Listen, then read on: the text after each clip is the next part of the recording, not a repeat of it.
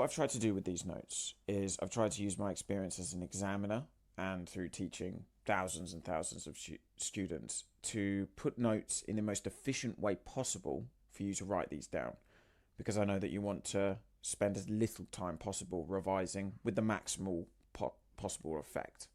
So this is just for the GCSE OCR course. We're going to look at Unit 1, Systems Architecture, and Topic 1, Architecture of the CPU.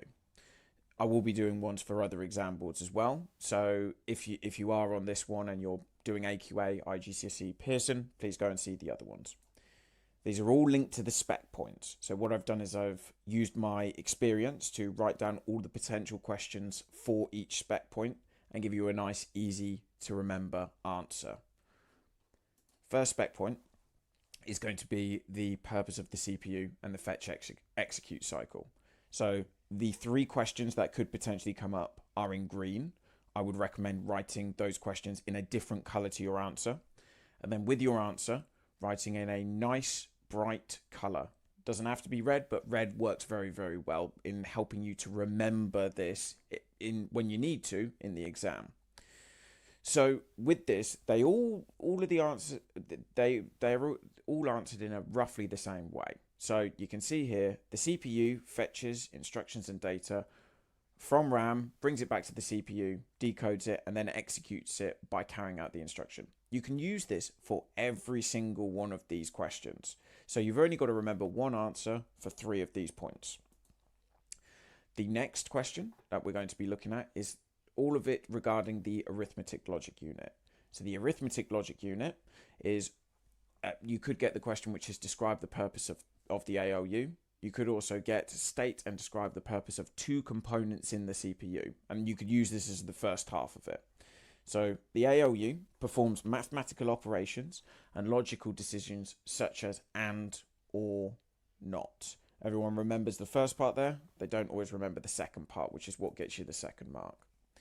The control unit also follows a similar sort of pathway with the questions that you can get. So you can get describes the purpose of the control unit, and then you could use this as the other half to the second question there.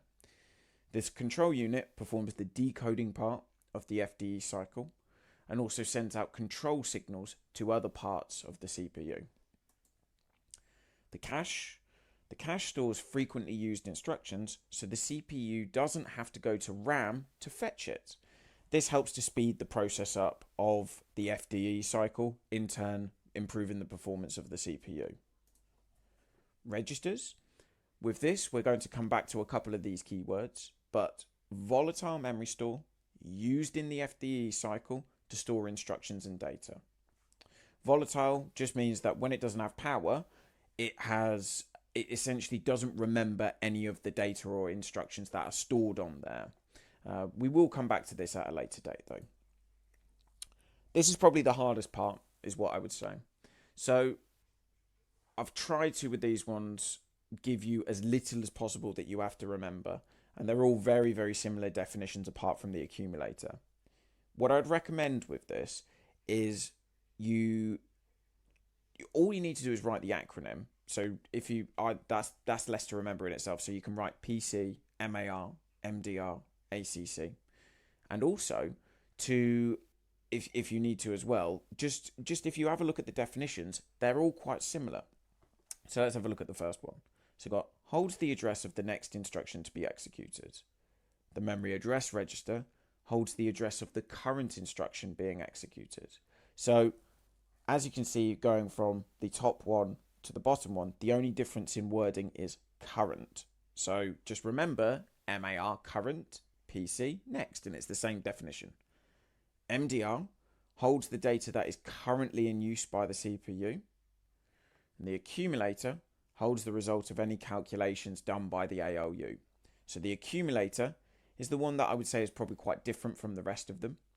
The accumulator works with the ALU. And if you actually think of the word accumulate, it's to build up. So any adding or subtracting, this is then stored in the accumulator. Okay, so the first 3 are very similar, apart from a couple of minor words, data, current, next.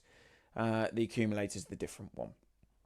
Now, This is a really important part, which is once you've written all of these down, I need to give you some activities that you can do in your own time, which then is going to mean that you process this and remember this long term.